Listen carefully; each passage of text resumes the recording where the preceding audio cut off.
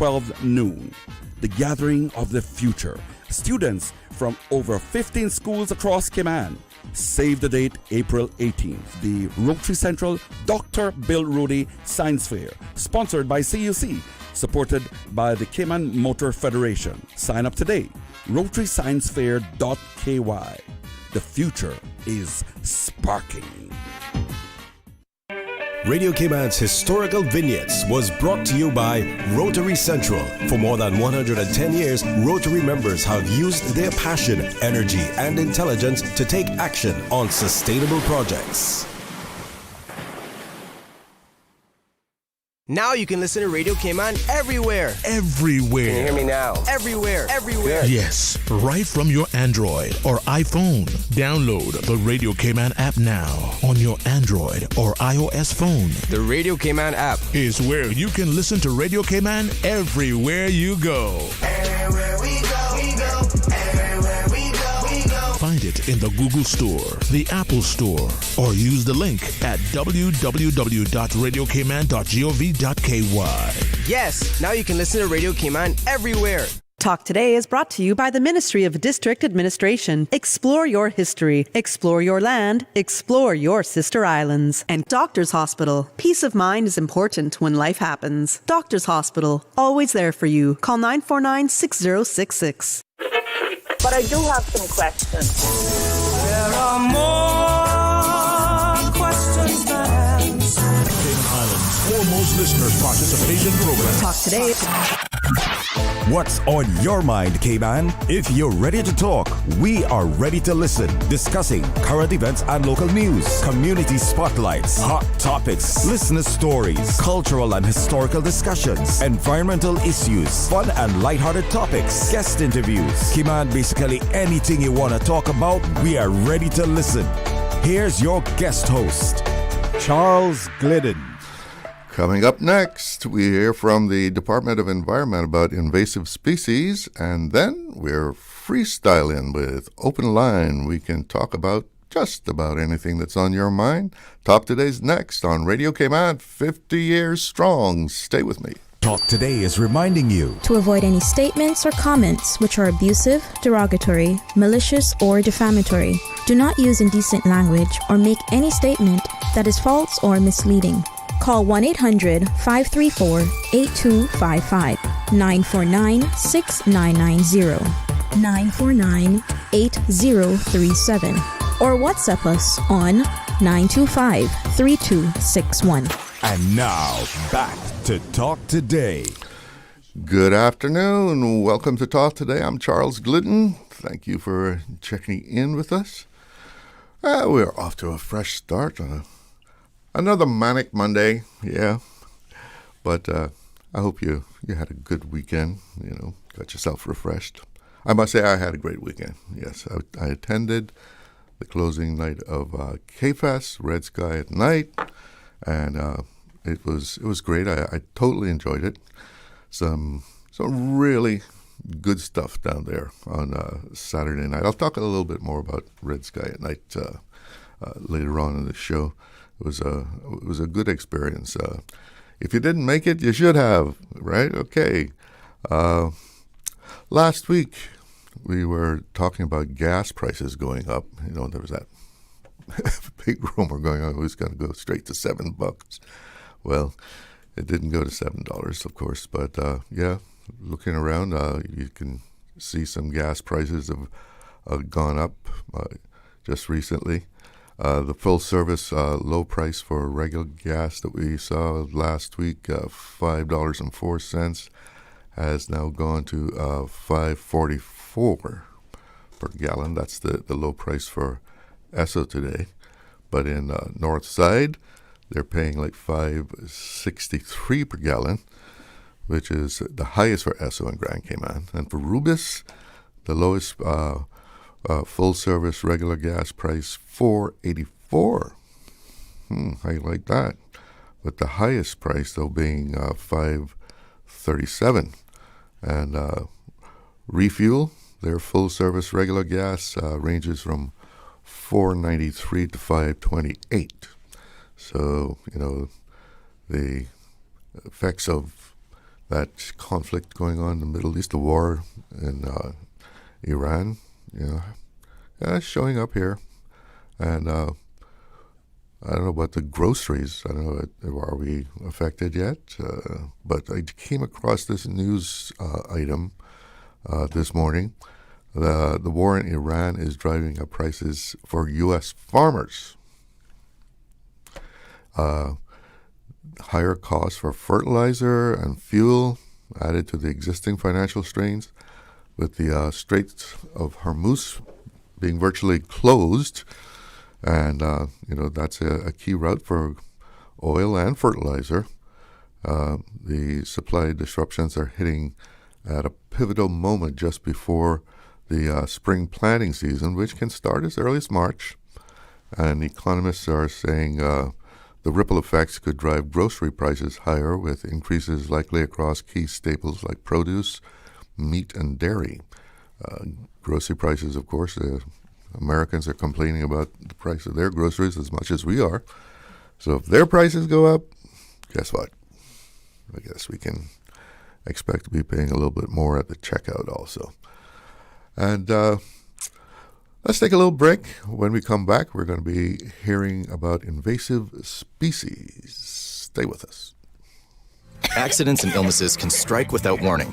Ouch! When it comes to urgent care, every second counts. At Doctors Hospital, we have a dedicated team of experienced doctors and nursing staff available to you 24 hours a day, 7 days a week. Don't waste time in an overcrowded emergency room when you need urgent care. Whether it's a broken bone, a severe infection, or a sudden illness, trust in Doctors Hospital's unwavering dedication to providing the best immediate care. For complete urgent care when you need it the most, choose Doctors Hospital, located in Georgetown, 16 Middle Road. Did you know that you can send money transfers to financial institutions anywhere in Jamaica with JN Money? You mean I can send money straight to my account and cut out the middleman? Yes, that's exactly what I mean. You send your own money to your own account, giving you peace of mind that the money is in your account. JN Money Transfers to Financial Institution is another convenient service offered by JN Money. You can have this done from any JN Money location. Deposit your money straight to your account without the hassle of asking someone to do it for you. JN Money Transfers to Financial Institutions, making life easier. Calling all couch potatoes. Listen, we get it. The sofa is comfortable. But the truth is that a sedentary lifestyle increases the risk of heart disease, stroke, type 2 diabetes, certain cancers, obesity, and mental health issues, potentially leading to premature death. We're just asking you to move a little bit at a time. The National Movement Challenge is about making small changes that will change your life. Your health matters. Let's step into wellness, Cayman. Log on to gov.ky/Move It Cayman to join the challenge today. Do you know a Caymanian living and working overseas who's doing big things and making us proud? Cayman Connection has officially opened nominations for the 2026 Making Waves Awards, celebrating Caymanians who are making a positive impact around the world. If you're thinking about somebody right now, it's no time like the present to nominate them and give them the recognition they deserve. The process is simple and doesn't take too long. Just visit caymanconnection.org/nominate. Nominations close April 13th. It's time to big up our people. Do it today. Hi, this is Michael Webster, longtime supporter and sponsor of Radio Cayman. I'd like to say a big happy 50th anniversary to Radio Cayman. I remember 30 plus years ago listening to my grandfather Roy Bodden playing country music and bluegrass music on Radio Cayman. Happy 50th anniversary. Radio Cayman's Talk Today.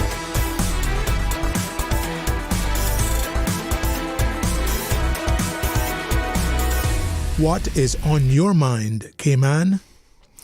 Well, one of my guests that's in the studio right now is telling us Little Cayman fuel prices are much higher than Grand Cayman. Well, you save $7 in Little Cayman? Yeah, sustained $7. Oh, boy. Expected it to go up. Well, joining me in the studio right now are some Department of Environment representatives to tell us about dealing with invasive species and the Island Invasives Conference that they recently attended. And we get some details now from John Bothwell, who's the manager of the Department of Environment, and also Tamara Doyle. She's a biosecurity officer for the Sister Islands National Trust, and Simone Williams, terrestrial research officer with the Department of Environment. Folks, good to have you in the studio. Thank you. Good afternoon. Thank you. Thank you Thanks for having us on. How serious a problem is it in Cayman as far as invasive species? There's a number of invasive species here on the island already. Most famous one has been the green iguana, which was sort of the flagship species for the island. And how we've managed the green iguana program here has been exemplary throughout the Caribbean and globally too. But currently, the department is looking at invasive mammals. So we're looking at rats, feral cats, any dogs. And some islands globally are also experiencing agricultural animals that have gone feral, like goats and donkeys. Mm-hmm. And there's also a lot of crop pests that come in and they become invasive, like the agave snout weevil or rosy wolf snail. These are all invasive species. So and then you can even look in the marine environment where we have the lionfish too.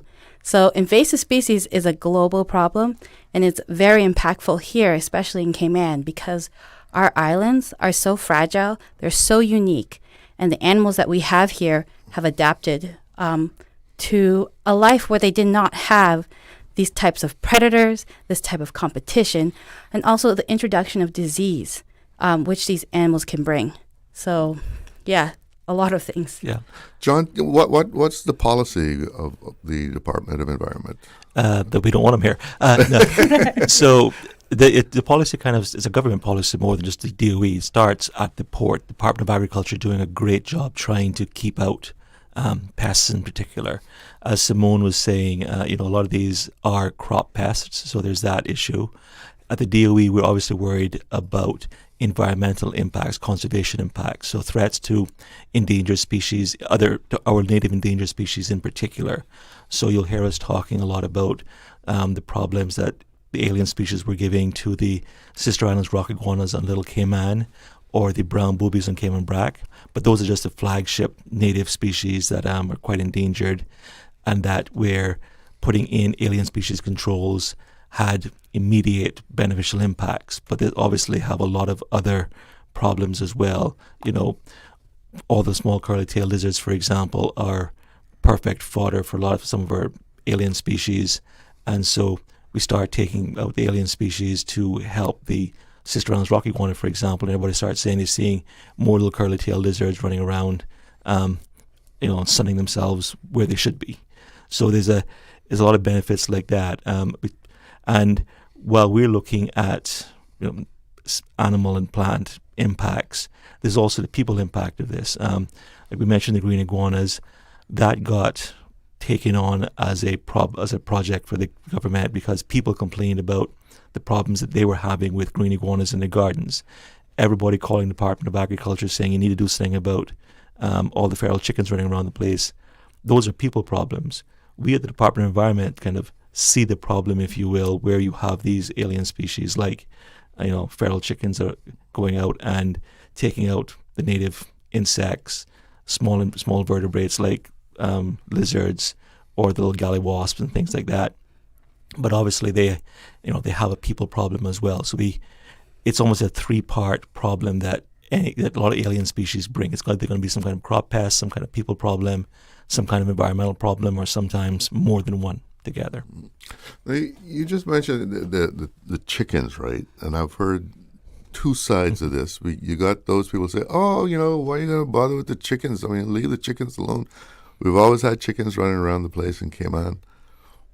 But is there a problem when it gets to be too many of them? That's absolutely challenge. It's when it gets too many. It's purely a numbers thing. So when back in your parents' time, I'm sure everybody had some chickens in their backyard for themselves. That wasn't a problem. But it's as we no longer need the chickens in our backyard for food, and they just went wild, and suddenly they became everywhere, that they then started, causing a people problem, bothering people. They have absolute environmental impacts. And then, of course, alien influenza, bird flu. We're all just waiting for it to hit Cayman again, and knowing that those feral chickens are a potential reservoir. Simone, I don't know if you want to pick up on that. Yeah, so the feral chickens are pretty much a biosecurity risk for all of the farms. When these so the way avian influenza works is that it exists in moist environments. Those feral chickens can go into a moist environment like a pond, interact with some wild ducks or other migratory birds, and then pick up that virus. And then they can transfer it to their flock, and those individuals get infected, and then they can go and infect a farm if a farm does not have proper biosecurity in place for their actual stock animals. And what we found with avian influenza, it has evolved where it now doesn't just stay with birds. It can jump to goats, it can jump to cows, it can jump to people. And people that are especially immune compromised, this is deadly. This is serious. And it becomes what we call a One Health issue. It spans more than just humans, it spans the environment, and it's that interaction where we need to act. And that is why controlling invasive species, controlling feral populations is so important. What's happening in the sister islands as far as the feral chickens, etc.? Yeah, so Little Cayman sees their very fair share of invasive species as well. I think it's important to remember that pretty much anything that we've introduced into the islands could potentially be invasive species. So it just means that something that can cause harm to the environment. So anything from domesticated animals, like what they were mentioning with cats and dogs, to things that we actually think have been here for ages, like rats, like chickens. And of course, everyone knows about our green iguanas. In Little Cayman, the biggest threat to our local endemic species, the sister island rock iguana, are invasive mammals. And fortunately, we're able to open up conversations about how to manage these populations. Same thing with what we did with the green iguanas, same thing what we're trying to do with the chickens. When islands have to deal with invasive species, is it a bigger challenge, a different kind of challenge from a larger landmass having to deal with it? It's actually more of a matter of urgency on islands, because on a continent there are certain factors biologically and environmentally that they have to help sort of slow down the impact of invasive species. So, for example, for feral cats and dogs, on continents they have a cycle of disease control that actually occurs. That's why if you live in Canada or in the U.S., they say vaccinate your animal, vaccinate your pets. On the islands here, we don't have to worry about rabies. We don't have to worry about maybe distemper, parvo, all those other diseases as much, because we don't have that cyclical occurrence. So that allows those animals to actually survive better and their populations and generations to grow quite rapidly. They also don't, on the continents, they have seasonal change. We don't have the same type of seasonal change, like severe winters and cold. So again, they're adapted for more harsher and extreme climates. Here, we're kind of steady, rain, no rain, sun, no sun. But so they're able to survive. And because they are also long-lived, like a cat could live 20 years under the right conditions, they're able to do more damage and do damage quickly. So our native species, like our rock iguanas, our booby birds, a lot of our ground nesting birds, they did not evolve with a stalking predator after them. That's why the red-footed booby makes their nest in Little Cayman. They're in the trees, and there's nothing going to get them in the trees. There was no animal that could climb a tree and take their chick down if they wanted to.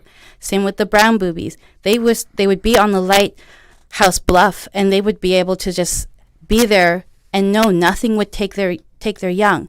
But the introduction of a mammalian invasive predator, where it stalks and seeks out birds and seeks out eggs, and is able to access those areas, does a lot of damage quickly.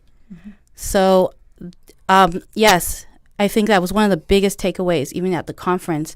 We're not the only island in the world that is experiencing devastation to their native species because of invasive species. And those cats came there as pets. I mean, they are descended from pets, right? Exactly. Yes. And so it really boils down to, what action do we have to take, and also people managing their pets, not letting them roam around, keeping them indoors, which is a lot what Tamara does in Little Cayman is a huge educational point, and informing the public about, what it looks like to be a responsible pet owner. We have a caller on the line, so if you would put on your headphones there, we'll take that call right now. Good afternoon, you're on the air. Good afternoon, Charlo. How are you doing? I'm fine, and you? I'm good. Good afternoon to your guests also. Afternoon, thanks for calling. Thank you. I have a question or a few questions.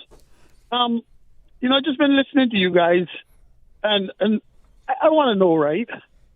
So would you think that as population grows, where we clear more and more land, there's going to be more and more exposure to the birds, to the issues? Because I can tell you, when I was growing up, when I was younger, if you know what a bald plate is, which is the black bird with the white on the top of the head, no one could tell me.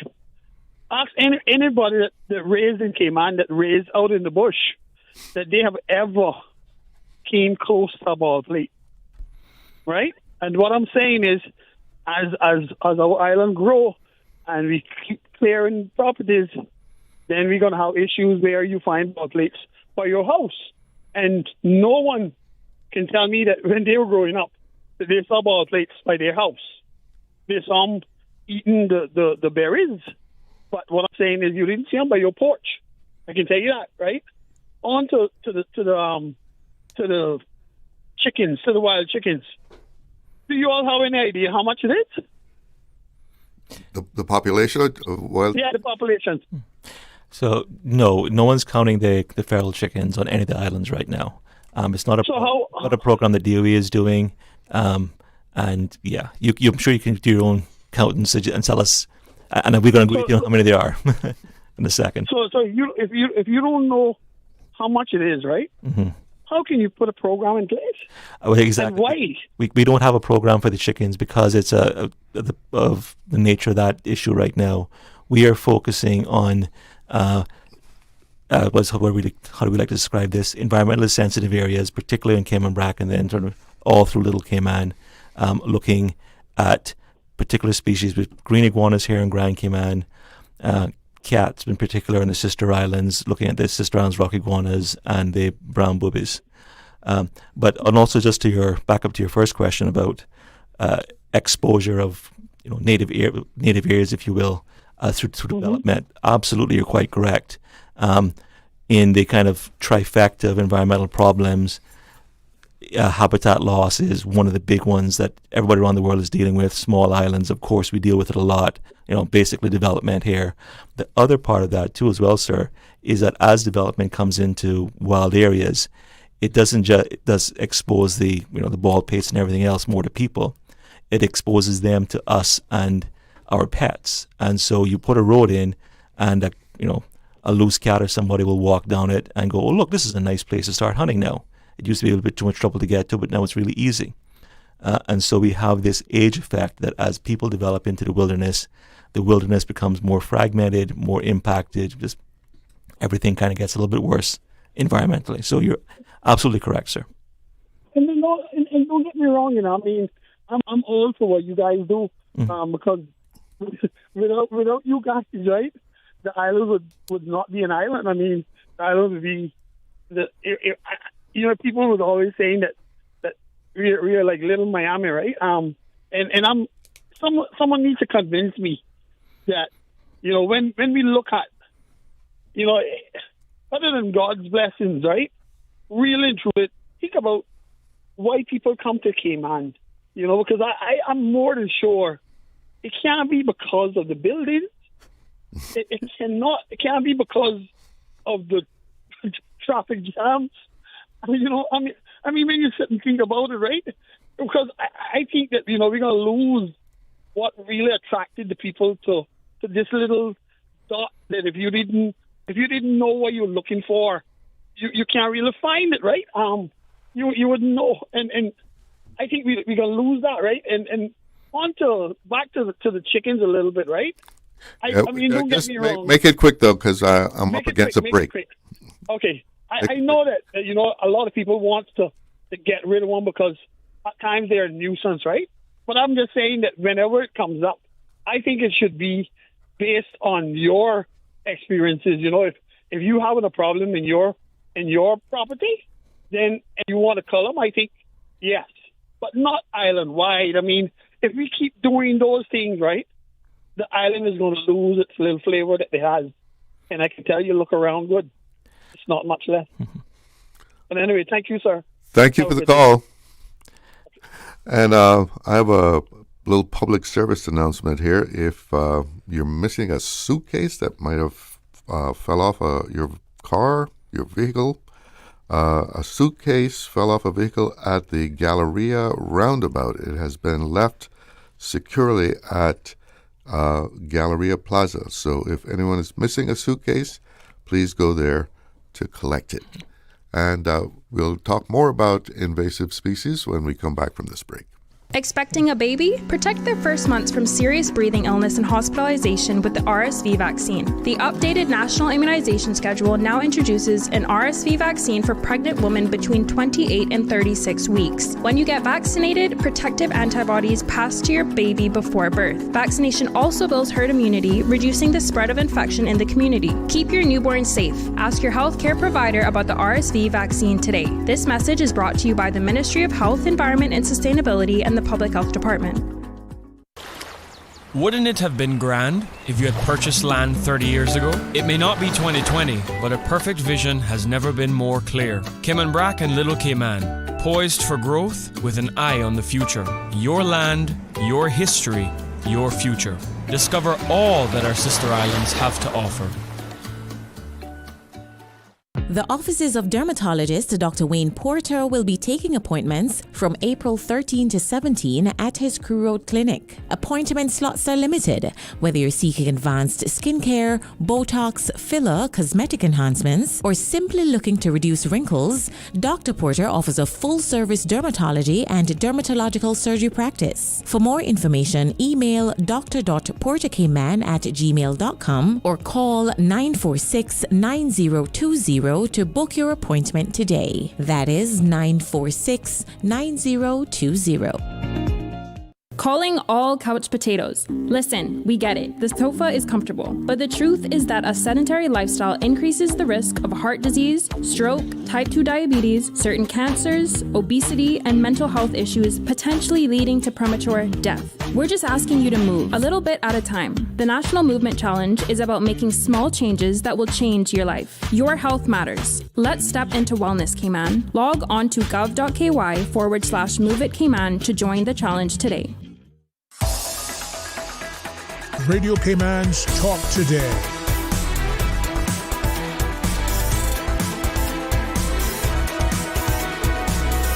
What is on your mind, Cayman? Welcome back. I'm talking with John Bothwell, manager of the Department of Environment, Tamara Doyle, biosecurity officer for the Sister Islands National Trust, and Simone Williams, terrestrial research officer with the Department of Environment. And I think you all wanted to respond to the last comment by the caller. Yeah, Chalo, just picking up on what the caller was saying is quite right. So many people coming here and living here want to see nature. They want to see particularly native nature. And that was one of the things that drove the Little Cayman community coming to DOE and saying, you know, we want you to help us deal with the problem we're seeing over here is we're seeing less of our native nature because in part of alien species. And so hence the program's been going for several years there and in the important environmental areas in Caymanbrac. And that's what Tamara's been doing over Little Cayman, is working with the community about trying to deal with this problem. And Tamara, so What are you all seeing over there? And sorry, I shouldn't say it that way. And of course, the results that coming out of that is what you and Simone are presenting at the Island Invasive Conference, right? Right. What was that like? So in Little Cayman, I arrived in Little Cayman in 2017, and even from then, seeing a decline in native species, quite alarming. And for all of the amazing work that DOE has done, Little Cayman community saying, hey, look, we see this as a problem. Is this something that you can do? And going from its all-time low population in 2022, the sister island rock iguanas, and only 1,000 of them estimated, all the way till last year, our population survey is looking tripling that, around like 3,500. And, we talk about seeing is believing. And whenever you're having to go slow on the road because you're seeing sister island rock iguanas, especially right now as the mating season is coming up, it's important to know how to drive and have harmony with nature. So to see programs like this to start to remove, control species that don't belong, it's really important. That way we can start to experience nature collaboratively, to see it with them instead of, trying to battle against them. Tell us a little bit about the conference that you attended, and you all made presentations there. Yeah, so we were one of 300 presenters and attendees that came. We did an amazing job, definitely one of the most memorable presentations at the conference. But it was great to see everyone's testimony and see everyone's projects. It was a mix of highs and lows because some people started with little information and the scope of the work wasn't really realized until mid-project. Some had issues with bureaucracy and other social parameters. Some had issues with communications. And I think it really showed how we have to really be adaptive when it comes to executing a program of controlling invasive species, how biosecurity is so important. But clearly, the main takeaways, at least for myself, was that the community needs to be involved and supportive, and also we need to act, because if we wait too long, these species could go extinct. And some people, unfortunately, had species go extinct because of waiting or because of miscommunication, and because of the social issues that they were encountering. Yeah, echoing what Simone said exactly. I got a big takeaway that, it is important for all of us to realize that it's not just one entity that's responsible for safeguarding our species. It takes the community, it takes researchers, educators, communicators, all to band behind one specific goal to actually make sure that action happens. And, when we're there, we're seeing island nations all over the world facing the same challenges. It's not always the same species. It can be different species depending on where you are. But everyone's looking for that roadmap. At our conference, people who are trying to relay decades worth of work, and they were saying, this is what I wish that I knew before coming and starting my project. By them presenting that, we're able to, instead of doing a roadmap of curves and bumps, we're able to spearhead right in a forward direction. And the same thing, when we're presenting about how we've been able to band our communities behind projects like this, they're asking us, how did you do this? How is the community responding to different issues? And it's a really nice collaboration to know that, from New Zealand to Mexico to Anguilla to Seychelles, all over the world, we're all fighting for our natural environment to make sure that it's still there for our next generations. Mm-hmm. And Simone, the work that underpins that presentation you all did is getting turned into a scholarly paper, right? Yes, it is. It is going to be an IUCN publication, and it's coming out at the end of the year as part of the Island Invasive Conference proceedings. So we're really excited to be recognized globally, also in the scientific community, not just on the conference. So it's exciting times here. So how did you find the advancement of the work that you're doing in Cayman compared to other islands? I mean, are we ahead of them? Are we behind them? We need to catch up?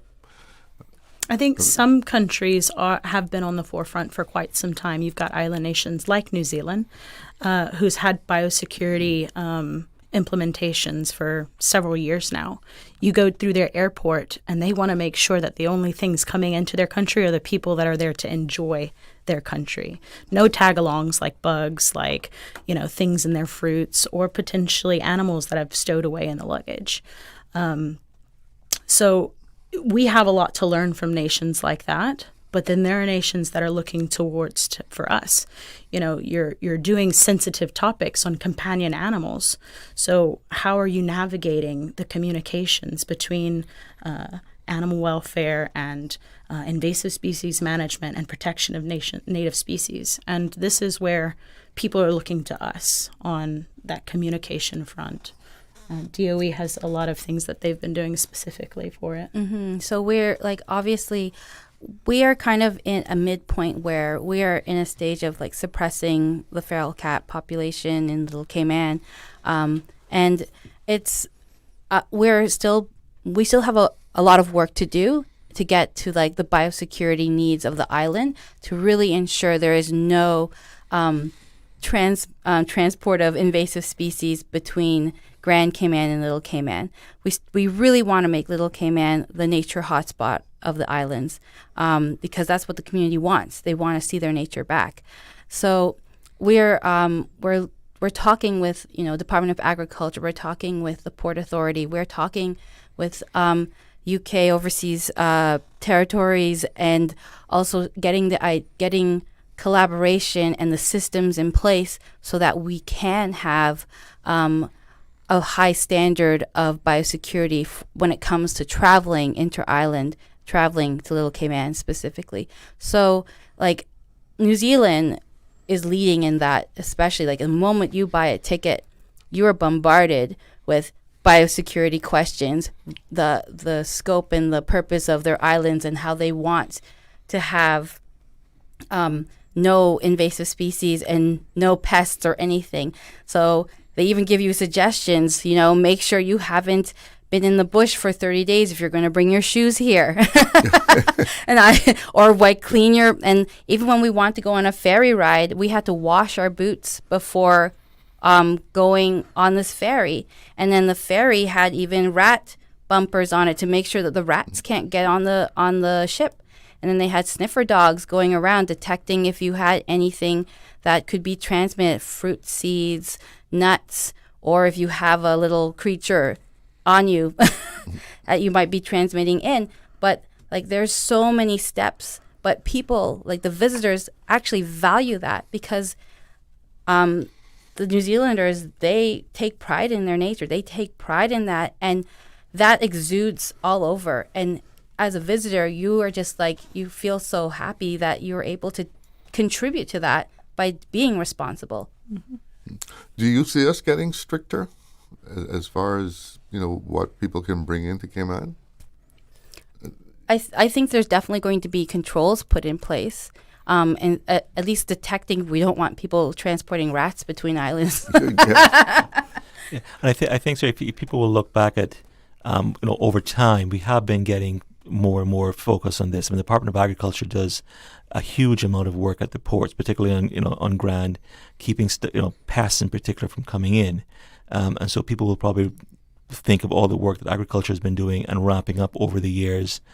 So as a country, biosecurity has been getting a bigger and bigger issue for us, and now we're moving on to the next problem and set in that suite of problems. So yeah, people we're gonna keep talking about this, unfortunately, for a while, because it's a really big job as a country that we're trying to deal with. Well, speaking about keep talking about it for a while, are you all in a rush? I got some room on the other side of the hour. A very little bit of time we have extra. Mm-hmm. Unfortunately, we can do maybe one half segment after this. Okay, let's keep it going then. Yeah, because this is a very important topic as far as all three Cayman Islands are concerned, right? Yes. Yep. Yes. Just before we go to the news, what do you think is the most important thing that we need to do right now? Most important. In a nutshell. Yeah. We can follow it up. Just humans, we need to be responsible. We kind of cause these problems with bringing things in, whether it's intentionally or unintentionally.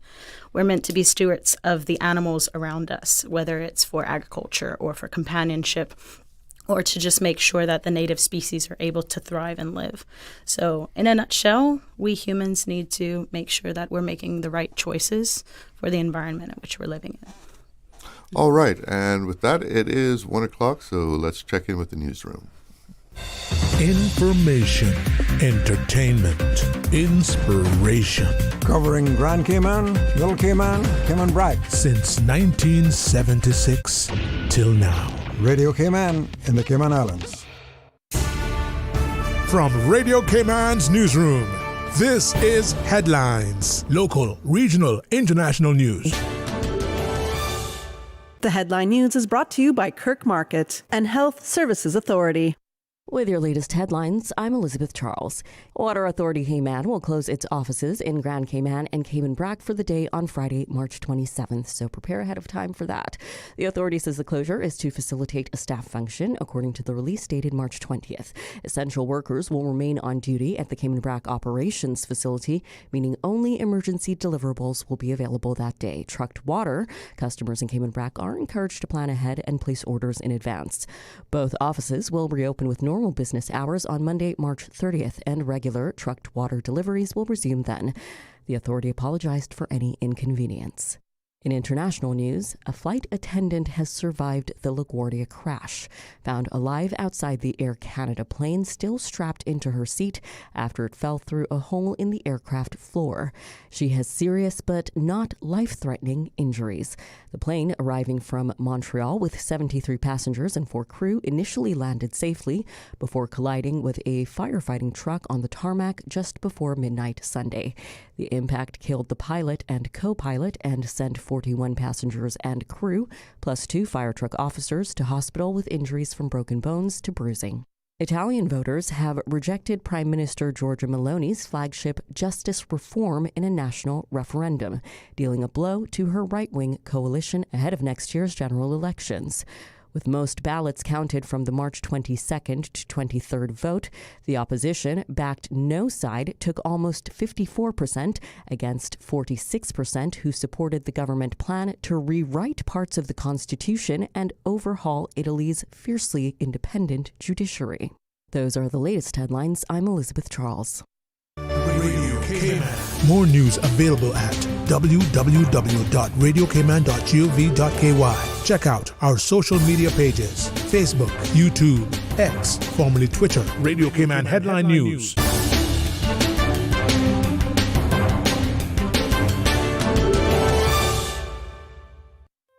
Looking for fresh, healthy food that's full of flavor?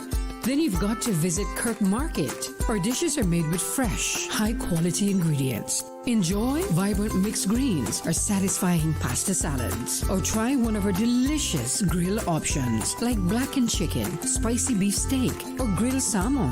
Looking for something light and flavorful? We've got sushi rolls and poke bowls prepared daily.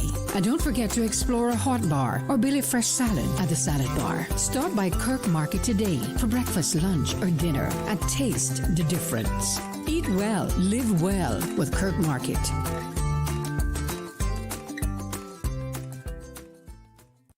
At HSA, we strive to provide the highest standard of care with compassion, integrity, and dedication. And so we say thank you, Cayman, for continuing to make us the most awarded organization on island by voting us the best of Cayman Islands in 9 medical categories. Your support reminds us why we do what we do, to serve the Cayman community with kindness and excellence. To find out more about our award-winning services, visit hsa.ky.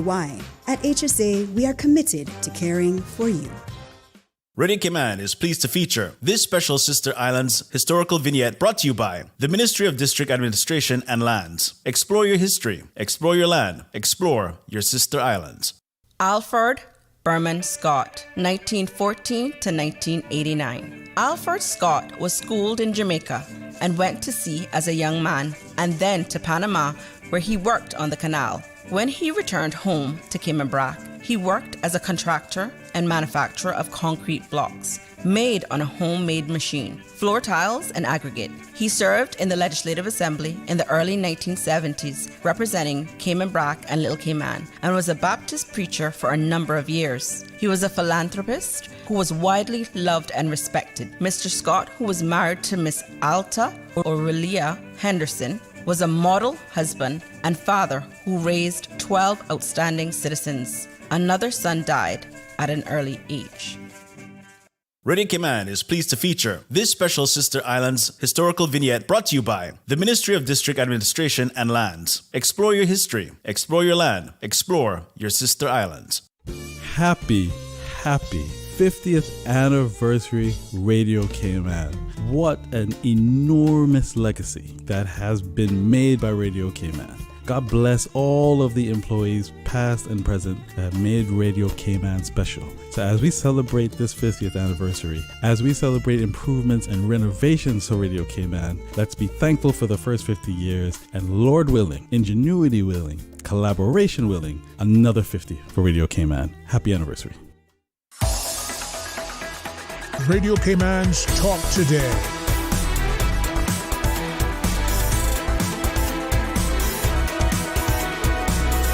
What is on your mind, Cayman? Welcome back. And a quick look at the weather, the current conditions. 82 degrees here in Georgetown, and the wind out of the east-northeast at, just a little over 13.5 knots. And the forecast calling for fair weather right straight through tonight. There is a small craft advisory in effect, though. Winds are expected to be out of the northeast at 10 to 15 knots with higher gusts, and seas rough with wave heights of 4 to 6 feet. And looking at the radar, seeing no rain at the moment in the Cayman area, so looking good out there. And we're still talking about invasive species. And tell us a little bit about educating people and their pets and interacting with the wilderness. Sure. So one thing that we do talk a lot about is how the Department of Environment, how the government can help us with invasive species to make sure that we're safeguarding our native species. And I think one thing that we need to showcase for education is how we can empower communities and individuals to help achieve the same kind of goals. So in Little Cayman, one thing that we are working on right now, especially with people who have pets that are wandering off of their property, the National Trust has helped to communicate with people on how they can construct things that can allow their animals to experience the outside but not actually interact much with the wildlife. So specifically with the cats, they have these fancy things called catios. Essentially, it's a patio for a cat. So just how you would have a coop for your chickens, this is an outdoor space that allows the cat to enjoy being in the sun, being in the smells and the sounds without actually harming the nature.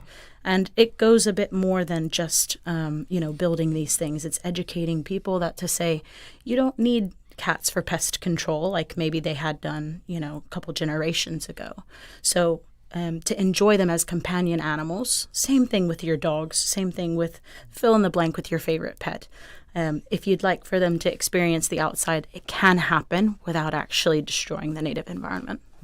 And I think just to add to that, you can train animals to do a lot of things. Yeah. Mm-hmm. You can train your cat to wear a collar and a leash or have a harness on. I even saw at the Brac Ag Show a duck being walked on a lead with a harness, and that person trained their duck to walk with this harness and lead. And honestly, if you can train a duck, I don't see how you can train a cat. It's also a lot safer for those animals as well. That they're protected on the inside the catios or on the lead and stuff. And so it's great for the pet as well as nature. A question from a WhatsApp listener here. Can you please ask if the DOE would work with the Department of Agriculture to have a program so that there is a collection of all feral chickens and start a farm to get eggs and even chicken meat versus culling them all? So Short answer is yes. The Department of Agriculture has our full support. The longer answer there on stuff like that is there's usually a efficiency question. Somebody starting up a farm like that will have to see that it works, it's efficient, there's the economic cost of it, and particularly producing anything for human consumption. If anybody wants any of these animals that is being taken, no problems. The problem is that it's usually for farming more efficient to get the chick, raise it, and then humanely slaughter it afterwards for the meat. The wild ones are there. Anybody wants to start them, go ahead. But it's just an efficiency and a cost question, unfortunately, as far as taking the wild chickens and doing something else with them. People have tried it previously with the green iguanas and found that it was the back end cost just made it unsupportable, even for turning it into dog food, which is a real shame, I know, but it's the reality of it. So scale and all of that is a big thing, a challenge in Cayman. Yes, well, and just making it break even, or just run a small enough loss is worth subsidizing it, even just for local use. Yeah, it's hard, really, really hard. Yeah, there's certain standards that have to be met for things to go to market, to go for human consumption, or even pet food. So again, it's having that capacity and the scalability of that. Yeah. What would you say is the most pressing need right now as far as dealing with invasive species in the three islands? This question can go pretty much anyway. Yeah. I think education and support are the two main things. Is that, we are a very compassionate race, humanity is. And so to want everything to, be happy and cohesive, the animal world isn't such as much as we'd like to hope so. So kind of just realizing that maybe things that used to happen, 30, 40, 50 years ago might not be the best case scenario now, to be open to conversation and to be ready to make hard decisions if they're necessary. Mm-hmm. Would you like to add to that? I think for everyone, just to really, the responsible pet ownership, and also to be aware of what is in their yard, or how they're maybe really thinking about, are my actions impacting the environment? How I treat my pet, is it really getting out? Is it really, going and taking invasive species? I think some people have this rosy glasses look when it comes to their pet, and it's not my pet. It's not my pet that would take one of the iguanas or take one of the anoles or a bird. And I think people have to be a little bit more realistic about that and actually think, okay, what can I do to enrich my animal's life so that their desire is met, so that they won't take or harm any native species. Are people open to you coming to them and saying, this is how you should be doing it? I think people are more open whenever you're experiencing the same thing that they are. I'm not someone who has just landed foot on the island and who is trying to tell you how to live your life. I'm here living with you. I can see the same things that you see. Maybe I don't know absolutely everything, but if I can go to a conference and they're showcasing how something has worked into their country, why not let us give it a try to make sure that we can support our country in the same way? And John, from where you sit, what's the pressing need? I think it's probably that the ongoing engagement that we're going to be doing. So as Tamara said, going out and actually talking to people has been a big part of this project, and that's what we need to keep doing. We'll keep doing. They did their conference talk again for the Little Cayman community recently. We're going to be finding other ways to get that information out to the public so people know what's going on and can make their own informed decisions. Just as we had some conversations today about, how are things really working or not working. People just need to have that thought process and be thoughtful and mindful of their actions and of taking care of their animals. Everybody wants what's best for the animals, whether they're people's pets or the wild native species, and accepting that and working towards that shared goal is what we all need to be doing. This is an interesting little text here. It says, I remember my mother referring to the rats on our islands as Charles Price. Supposedly they came off a wrecked ship. That's, I mean, I wonder if there's some story behind that about how rats came here or something. I don't know. Absolutely. That's how they would have come here, would be on those first ships. Absolutely. Mm-hmm. Yeah. And the ships that come in, even today, we have to be guarding what comes in on them, right? Mm-hmm. Yes, agriculture is on the guard for everything that comes in and checking it out. And also Department of Environmental Health. They actually have an officer that inspects the port for rats, and they kind of have that remit of rat control. But we work closely with them to ensure that to sort of assess their processes and make sure that they're using best practices. And, we work together just to see what the rat population is even in the environment for Little Cayman. Like DOE, I just finished a rat indexing survey to see what's going on in certain areas and what the rats are doing. But that's like a whole different conversation, so I don't want to get into it. But do know, the public should know that we are all working together. All the departments are trying to put their best foot forward when it comes to biosecurity. Mm-hmm. Well, I know you all have to get to a meeting, so you can't hang out with me anymore. But John Bothwell, Tamara Doyle, and Simone Williams, thank you so much for coming to the studio and talking about this situation with invasive species. Thank you. So I guess we could all give a helping hand one way or another. Sir. Yes. Thank you. Thank you very much. Thank you. Have a great afternoon. You as well, sir. You too. Thank you. Take care. I'll be right back. Did you know that Doctors Hospital provides urgent care services 24 hours a day, 7 days a week? And Doctors Hospital's urgent care physicians have access to the most advanced MRI and CT imaging in the Caribbean, providing reliable diagnostics when you need it most. When you need quality urgent care for an illness or injury, Doctors Hospital is here for you 24/7. Whether it's a migraine, chest or abdominal pain, shortness of breath, broken bones, or another urgent need, Doctors Hospital at the top of Walker's Road. Urgent care right now. Explore your history. Explore your land. Explore your sister islands. The ultimate staycation experience. Your culture, your freedom. The land that time forgot isn't gone. It's your sister islands. Discover all that our sister islands have to offer. Boy, I'm so glad I got that funding from the Ministry of Tourism's Visitors Experience Development Grant Program. It has really helped me create an awesome new tourism offering.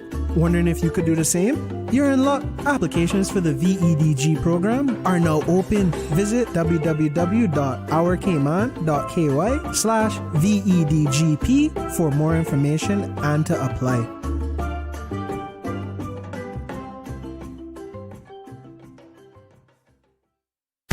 Grow your business with Breeze 105.3 FM and Radio Cayman. From spot packages to full campaigns, we've got rates that fit your budget and your goals. Email our sales team today, rcsales@gov.ky. That's rcsales@gov.ky. Let's get your message on air and reach listeners who trust us every day. Hello, this is Will Sinatra, taking some time to say a very special congratulations to Radio Cayman on celebrating 50 years in the business. 50 and not out. Wishing you plenty more runs. Radio Cayman's Talk Today.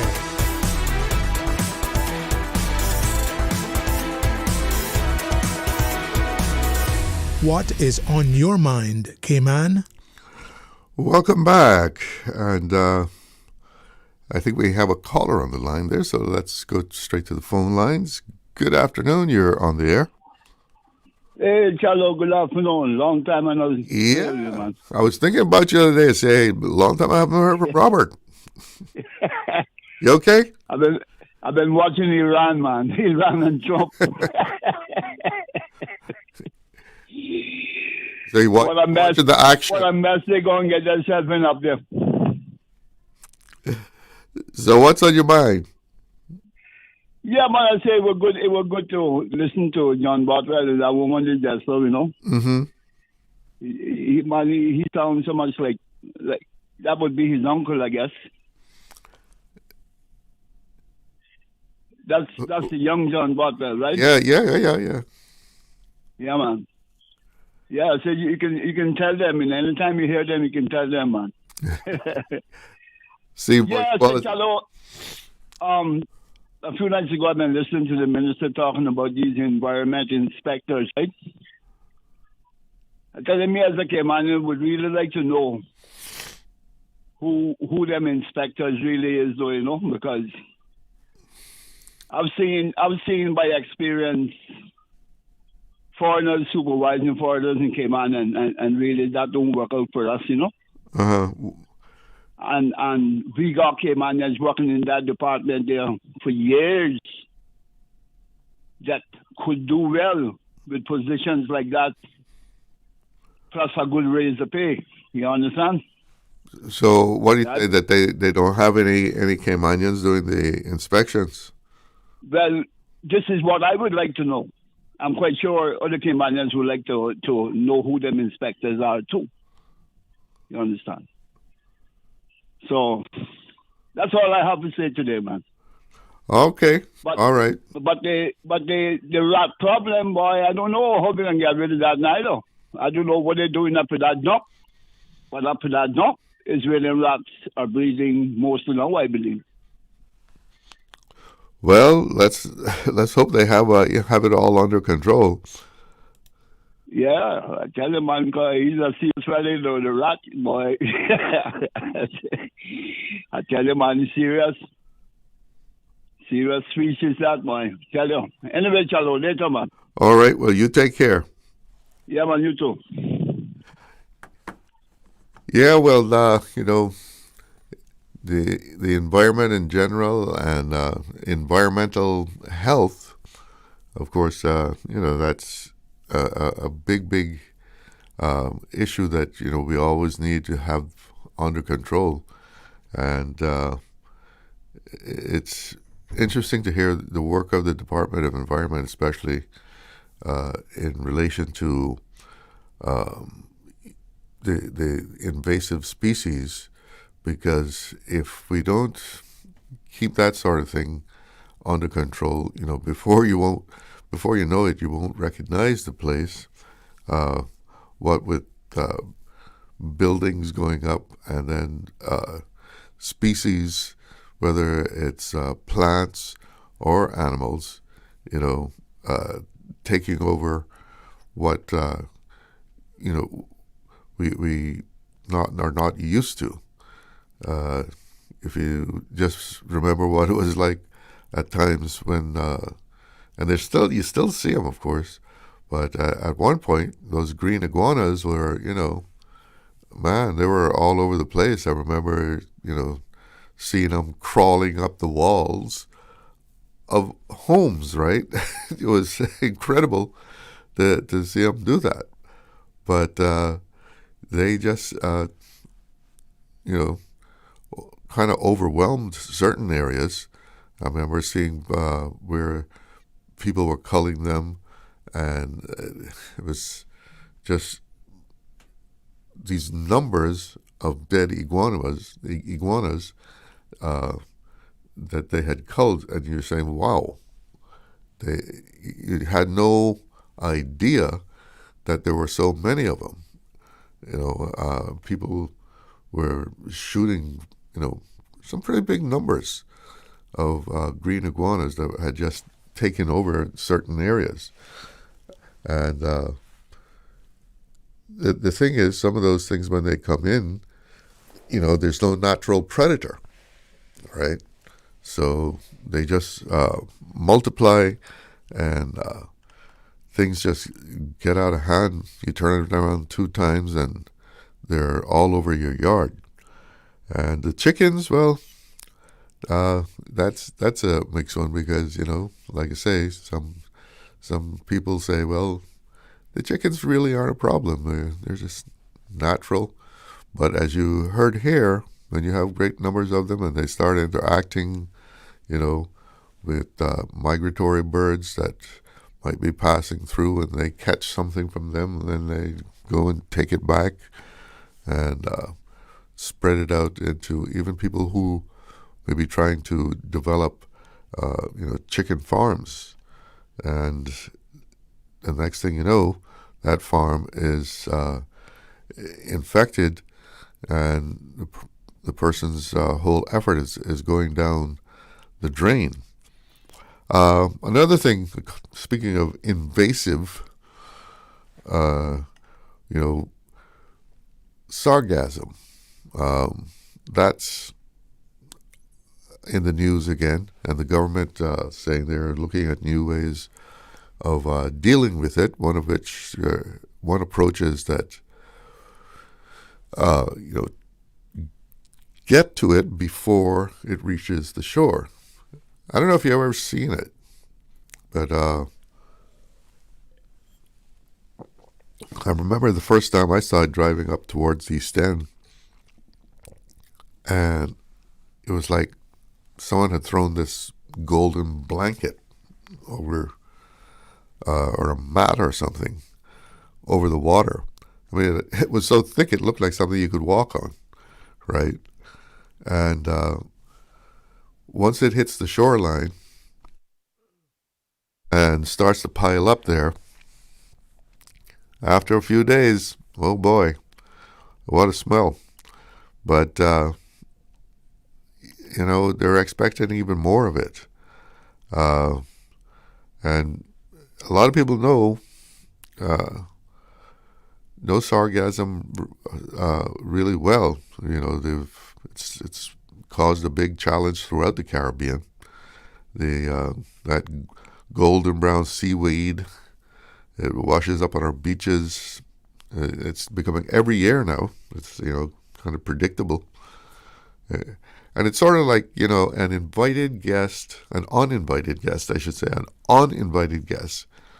who doesn't know when to leave. I'm sure everyone has experienced one of those, right? Somebody just drops in on you on a Sunday afternoon when you'd rather just be relaxing by yourself, and then they decide to spend the whole Sunday afternoon with you, but maybe even trying to get supper from you, right? But while most of us see sargassum as a nuisance, and it is, it piles up, it smells, it just ruins a perfectly good beach. But there is a little twist to this, because around the world, people are starting to look at sargassum not so much as a problem, but as a resource, a raw material with some potential for development, real economic potential, and that shift in thinking is opening up some interesting doors. Sargassum is it's all very natural. It's a natural part of the Atlantic ecosystem. It floats, it drifts, it provides habitat for fish and turtles. But in recent times, the warming of the waters and nutrients that have run off from land have really just supercharged the growth. And that's why we see these massive mats washing ashore. And that's, once it hits the shoreline, that's when the big problem is. And one thing's for sure, we're not going to stop the ocean from doing what the ocean does. But now the whole thing is, how do we respond to it, right? And that's what our government is trying to figure out also. But around the Caribbean, some innovative people are experimenting with harvesting sargassum offshore. Now, that's one thing the minister mentioned about what Cayman is looking at, is to get to it before it reaches our shores. But if you notice, other places are harvesting sargassum before it reaches the beach. boats equipped with conveyor systems or floating barriers collect the seaweed while it's still fresh. And collecting it while it's fresh is important because once sargassum sits on the sand, it starts to rot, its usefulness drops dramatically. So what is to be done? There's quite a few ideas out there. And one of the most promising is using it as fertilizer. Sargassum is rich in minerals, potassium, nitrogen, and trace elements that plants love. And when processed properly, it becomes a natural soil booster. It's not a magic bullet. It's not like it's going to grow super plants or something, but it can help farmers to enhance their crop. Already farmers in Mexico and Barbados are blending it into compost, and the early results look very promising. The results of blending this the sargassum with the compost, it looks good. So if you could imagine us doing that here in Cayman, maybe people who have their backyard gardens, the local farmers, they could enhance the soil with sargassum. Another potential is biofuel, and sargassum contains carbohydrates, and they can be broken down into biogas or ethanol. Now, of course, we're not going to replace gasoline overnight, right? But as part of a energy mix, as part of a renewable energy mix, it does have real potential. Researchers are exploring how to scale this up, and the Caribbean could be a leader in turning seaweed into clean energy, because we certainly get enough of it coming in here, off the Atlantic. And just about anywhere you go, in the Caribbean, people are having to deal with it. And it can be quite a challenge. Another thing that it has shown some potential in is bioplastics. Plastics made from seaweed. You have these degradable plastic-looking bags and stuff. And companies are experimenting with sargassum-based packaging that biodegrades naturally. I remember, I think it was Hurley's. It was at one time. It looked like plastic, just like a plastic bag, but it would, biodegrade, just like, how paper would over time, instead of, petroleum-based plastic, I guess, which, hangs around like forever. It's like you can't get rid of it, right? So maybe that's a potential. And one more thing, construction materials. When dried and processed, sargassum fibers can be mixed into bricks. You can mix it into bricks or boards, which are, very lightweight and surprisingly strong from what I've read. And, of course, they're environmentally friendly. So some architects are already testing this out.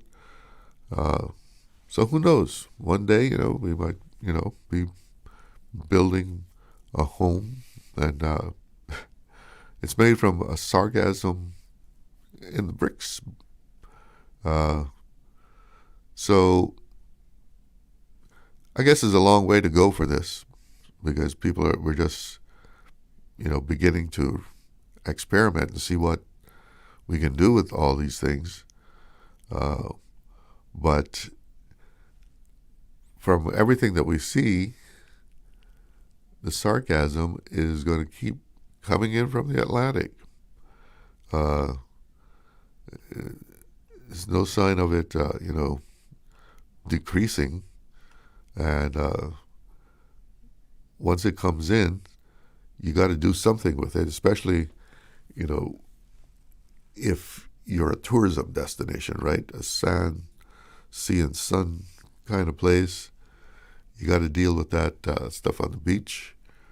And it would be really nice if you could, do something with it that is productive. And, Cayman might not be able to do a lot of these things that we see here, but I know maybe you could export it. We would have an export. Instead of importing everything, we would actually have something to export, right?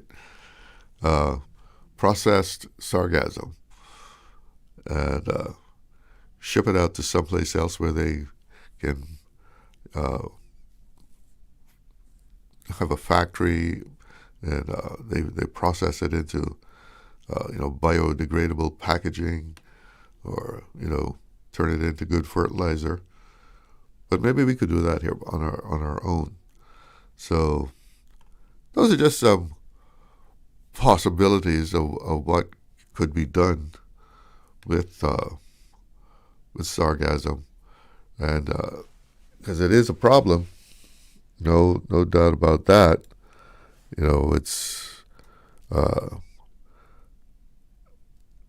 It's still something that we are apparently still struggling with. A lot of places still struggling with, because this is it's a never-ending story.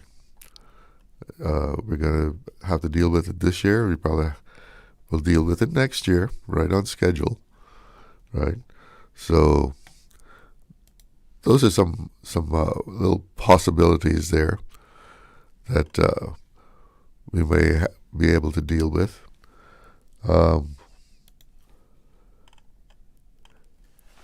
If you want to give me a call, we can talk about dealing with sargassum or some other thing. What is on your mind? Numbers to call: 1-800-534-8255. That's courtesy of Flo. You can also call 949-8037, 949-6990, or you can WhatsApp. Give me a call on WhatsApp. Send a message, 925-3261. And let's see here. I was going to read that. Remember, we got a message saying that if someone lost a suitcase down at the Galleria roundabout, must have fell off a vehicle, that it is at Galleria, and you could collect it there. It's secure and being kept there for whoever. Okay. The security people at Galleria Plaza actually has that suitcase. So if you're missing a suitcase, fell off your vehicle, it's at Galleria Plaza. Just check with security there.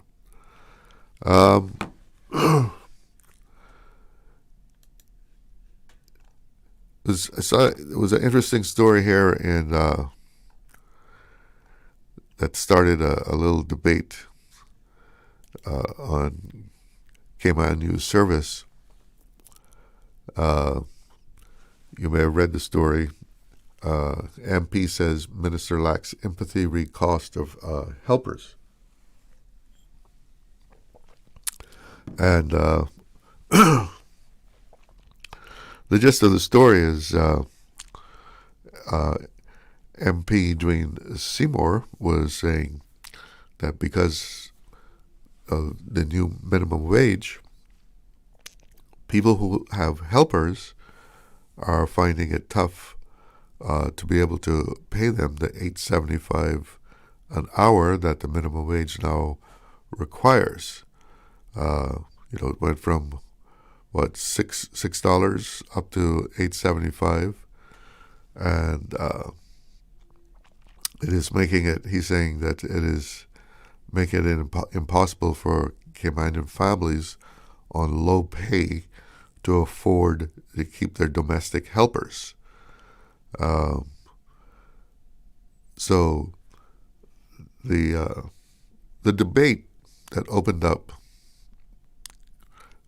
in response to that was, well, if you're having trouble paying $8.75 an hour to have a helper, maybe you should reconsider having a helper. And that some people, felt as if they're entitled to have a helper if they're working. And yet, if a married couple, both people working, because most households have to have both people working in order to, make ends meet in Cayman and have some degree of comfort in their lifestyle, that then they should have a helper, a servant, basically, someone who is going to take care of the household duties while they're at work. Or do you really need a helper? Now, childcare is a whole different thing, right?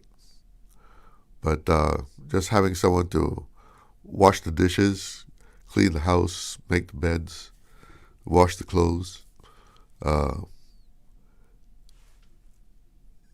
If you're making, I don't know, let's see, 2 people, after you pay your health insurance, pension, all that, bringing home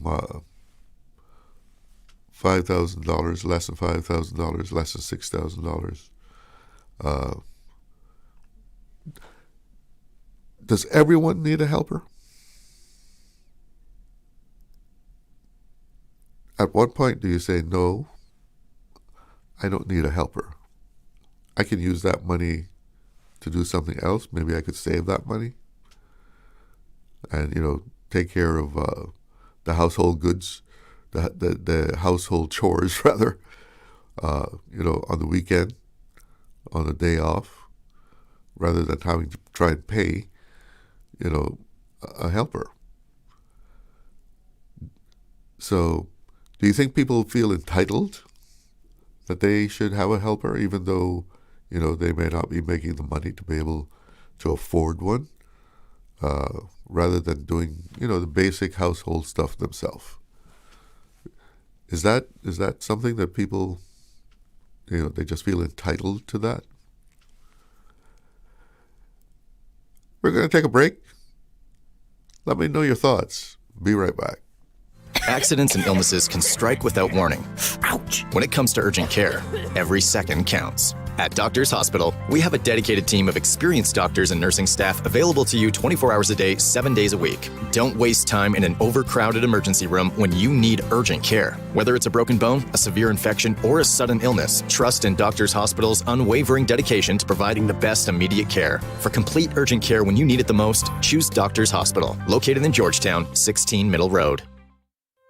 Looking for fresh, healthy food that's full of flavor? Then you've got to visit Kirk Market. Our dishes are made with fresh, high-quality ingredients. Enjoy vibrant mixed greens or satisfying pasta salads. Or try one of our delicious grill options like blackened chicken, spicy beef steak, or grilled salmon. Looking for something light and flavorful? We've got sushi rolls and poke bowls prepared daily. And don't forget to explore a hot bar or Billy Fresh salad at the salad bar. Stop by Kirk Market today for breakfast, lunch, or dinner and taste the difference. Eat well, live well with Kirk Market.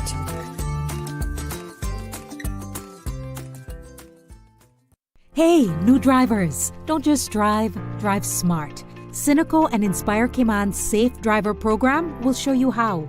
Get real-life simulator training and classroom sessions to help you gain experience, stay alert, and avoid accidents. Learn to recognize risk, manage fatigue, and make smart choices behind the wheel. Certified participants may even pay less for Cynical motor insurance. Learn more and register at cynical.ky. Cynical, keeping Cayman covered. Do you know a Caymanian living and working overseas who's doing big things and making us proud?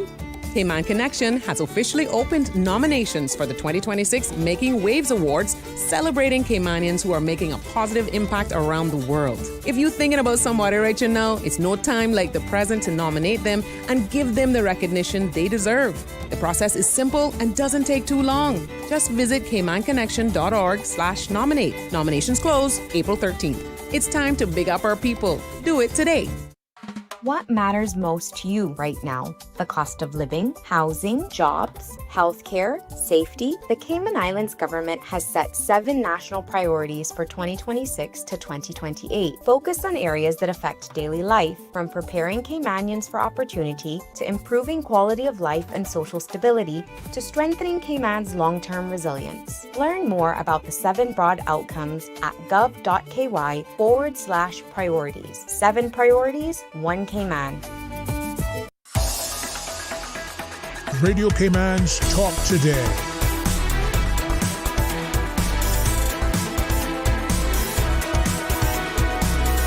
What is on your mind, Cayman? Welcome back, and we have a caller on the line. Good afternoon. You're on the air with Talk Today. Good afternoon, Chalo, Mario, Ebanks. How are you, my friend? I'm doing good. How are you? Good. Happy Monday to all of our listeners in Cayman and around the world. And it's a beautiful day. The breeze blowing. So good to be in the Cayman Islands. Fair weather. Yeah. Chalo, I just heard you talking some frank talk here about the helpers and about what's affordable and priorities and whatnot. I think it's excellent when I say frank talk. I mean, good, solid stuff, and things that politicians wouldn't talk about or wouldn't say, but it needs to be said. And you're right. I mean, I think people have to look at their priorities. And as you mentioned, child care is a different thing, but it all depends on the definition of helper that is using. Yeah. But I think you're right. I think it's something that people need to examine. And let's also remember that people who are making minimum wage, whether it's $6, which is totally inadequate, or $8.75, which is not much better, they also have to buy stuff at the steam stores that everybody buys stuff from, groceries, and they got to live, and they have to endure the same kinds of costs of living in Cayman. So you've got to pay a fair wage, and if businesses or individuals can't pay a fair wage, they have to decide whether they need to do something else or find some alternative and make sure it's viable, But I think it got to be fair.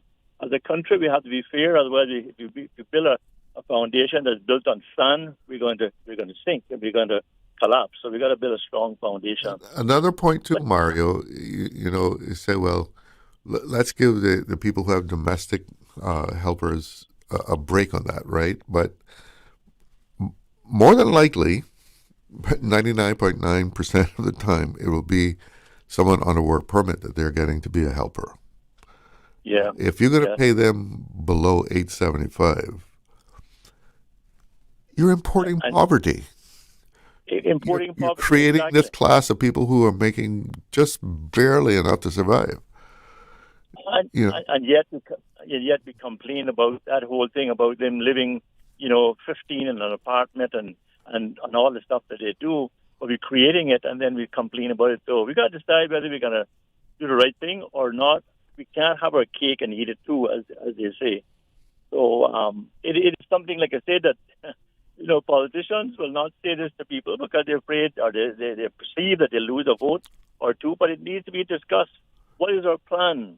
What is our vision as a country? So I'm glad that you have the fortitude, intestinal and otherwise, to bring this up, because it's important to have these discussions and have a plan. But Chalo, what I wanted to share with you very briefly is two other concerns that I have. And looking along the highways, going on the A.L. Thompson roundabout and going on to the Ethel Tibbetts Highway, two things that I noticed that I want to raise with you. The little development that's taking place at the junction there of, I guess that's North Sound Way and by the A.L. Thompson or Butterfield roundabout, that is, going on to the expressway. There's a development taking place. It looks like a gas station is being put down there. There's a white structure, looks like could be the canopy for the pumps. But the whole area, I'm not sure what's happening or where it's going to be feasible. Whether it's going to be a white elephant or if it actually opens. If it opens, what will be the impact on traffic leaving that area? But I also see now a very decrepit-looking situation where some of the boards on the project, the construction boards that are the barricades, are knocked down and looks like a very, very, very unsightly situation. And as a tourist destination and as a beautiful country, having that kind of thing there sit there for months, nobody enforcing it, whether it's planning or whether it's public health or whether it's the police under the towns and communities law, people driving by it, and those in authority seemingly not dealing with it. And it needs to be, whoever's developing that site needs to make that thing less unsightly and look good, and if not, cite them for penalties, because it's ridiculous what I see there. Yeah, I'm sure there's some law that can be applied. Oh, yeah. And the other thing I want to say, sorry, I don't want to cut you off, but sorry, go ahead. No, I'm saying I'm sure there's some law that, can be applied to that situation and be enforced. Because you just can't create an unsightly situation. We don't do that. Exactly. That's not the Cayman. That's not the Cayman way. That's not Cayman kind. That's not our culture.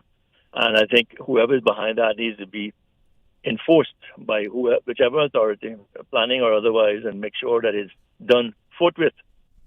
And I think you know where I'm talking about, the actual location I'm talking about, right? Yeah. Yeah. The second thing I want to say is what I'm also noticing is that when you drive further along the Tibbetts and you get to near the landfill, there's a vegetation buffer there that runs along the highway and hides the landfill from the road, at least a big part of it. But what I noticed now is that if you peep through those seams in the buffer, you can actually now see the landfill, and it seems to me that the landfill is expanding. And they're looking at the top of it. You'll see that they're up on the top there. But it looks to me that they're filling another area closer to the road. And like I say, you can look through the vegetation line there, which is looking is thinning out, and you see the water along there. And I am concerned that the fill is coming closer to the highway. The fill, yeah, the garbage. Yeah, it's coming closer to the highway. Take your time.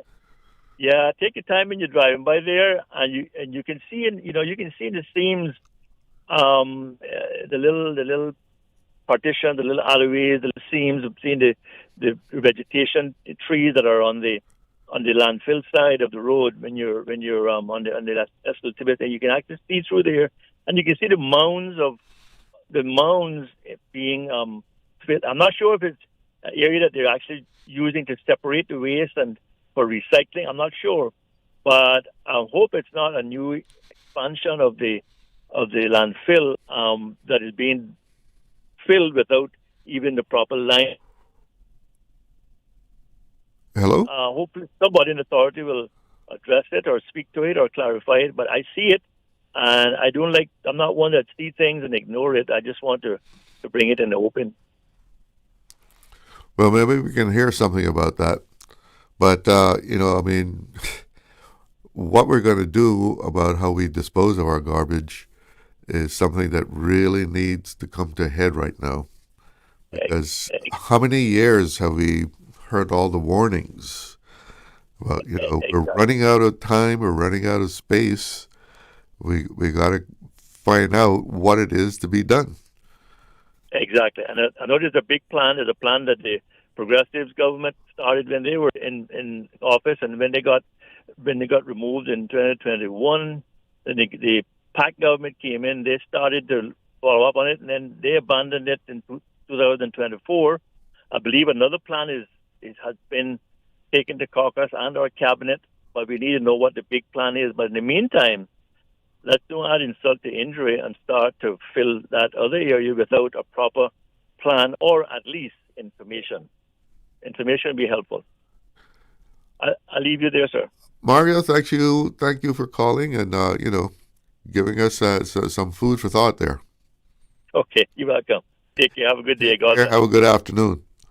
Right. Yeah, if my memory is serving me well, I think the last thing we heard that was what we have 5 years before, we really get to this tipping point that something has to happen. And I guess it's less than 5 years now, because I think the last time I heard about that was, I don't know, at least a year ago. This estimate was given that we have like 5 years left, but it just is one of those cans that keeps being kicked down the road. We all know that something has to happen. We have to come up with some master plan to deal with how we dispose of our garbage. But something seems to go into motion, and then they draw the brakes on it. It's abandoned. Someone says, no, that's not the way we want to go. So time to get down to brass knuckles now and make a plan for how we're going to deal with disposing of our garbage, because as we cross that magic number of 100,000 people, even more garbage than ever is going to be produced among the three islands, and especially here in Grand Cayman, because one thing people are good at is creating garbage. It's absolutely amazing. We got a WhatsApp message here. It says, I had raised the concern on the Grand Hyatt's rock wall that is currently under construction. I'm no engineer, but just concerned. I wrote NRA, but not received a response yet, so not sure if anyone checked it out. It appears that the wall's height seems to make it really unsafe, and I can see signs of the wall's integrity appearing to be compromised, and you will notice that it is buckling under the pressure. The lower base is starting to push out the wire. I know the galvanized wire is pretty strong, but it's not made for this amount of pressure and is not that strong, and once rust or corrosion starts, the whole wall will be at risk of crumbling. If the wall's stability is further compromised, it may give way and fall on passing pedestrians or vehicles. The only thing holding that large wall together is some chicken wire. This is the wall across from Old Marin Center by KFC in town. Please drive by there and take a look, but I think planning and the NRA need to go there and see this high-risk structure and get this thing fixed for safety of the public. Please let me know if this is received and if not deemed risky, while would like to know how that decision was taken. Hoping they don't wait until something gives way. If a vehicle were to hit the wall, would it stand up or tip over, making a bad situation worse? Or what if we get big enough waves from a tsunami or one of our bad storms and water rushed across and pushed, could that cause issues? Well, yep, I've seen that wall, and it does look precarious when you drive by there, and all that rock is being held by chicken wire, as our texter says there. I got to say, yeah, you look at it and you say, oh boy, is that going to stay where it's supposed to be? I don't know, but more than one person has, questioned it. Let's hope they know what they're doing. It's 2:00. Let's see what's making headlines. Radio station. Radio Cayman is the voice of the Cayman Islands. From Radio Cayman's newsroom, this is Headlines. The headline news is brought to you by Kirk Market. With your latest headlines, I'm Elizabeth Charles. The Economics and Statistics Office has released its latest Consumer Price Index report, showing the average annual inflation rate for 2025 was 1.3%. The second quarter recorded the biggest jump at 2%, driven by higher costs for education, communication, restaurants and hotels, food and non-alcoholic beverages, and other everyday services. In other news, the Bank of Canada says 2 of its deputy governors will leave in the coming weeks and months, temporarily shrinking its 7-member government council to 5. In a statement Monday, the central bank said it will launch an internal recruitment process to fill both positions. Deputy Governor Rhys Mendez departs April 10th, while Deputy Governor Sharon Kozicki retires July 15th. The United Nations Weather Agency has issued a new climate warning, saying the Earth's climate is now more out of balance than at any time in recorded history.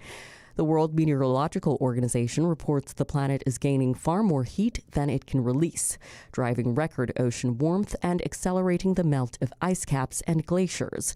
In the report, WMO says more than 90% of this extra heat is going into the oceans, fueling stronger storms and rising seas, and notes the last 11 years were the Earth's 11 warmest on record, with 2025 about 1.43 degrees Celsius warmer than pre-industrial times.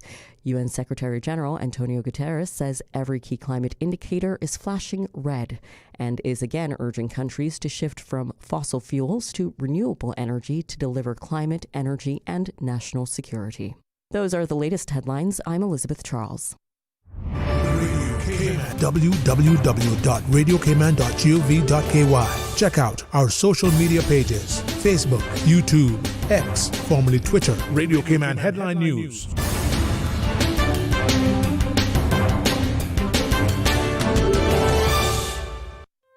Looking for fresh, healthy food that's full of flavor? Then you've got to visit Kirk Market. Our dishes are made with fresh, high-quality ingredients. Enjoy vibrant mixed greens or satisfying pasta salads. Or try one of our delicious grill options like blackened chicken, spicy beef steak, or grilled salmon. Looking for something light and flavorful? We've got sushi rolls and poke bowls prepared daily.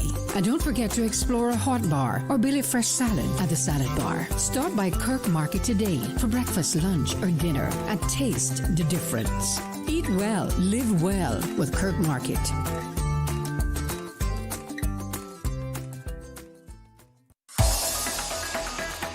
Radio Cayman's Talk Today.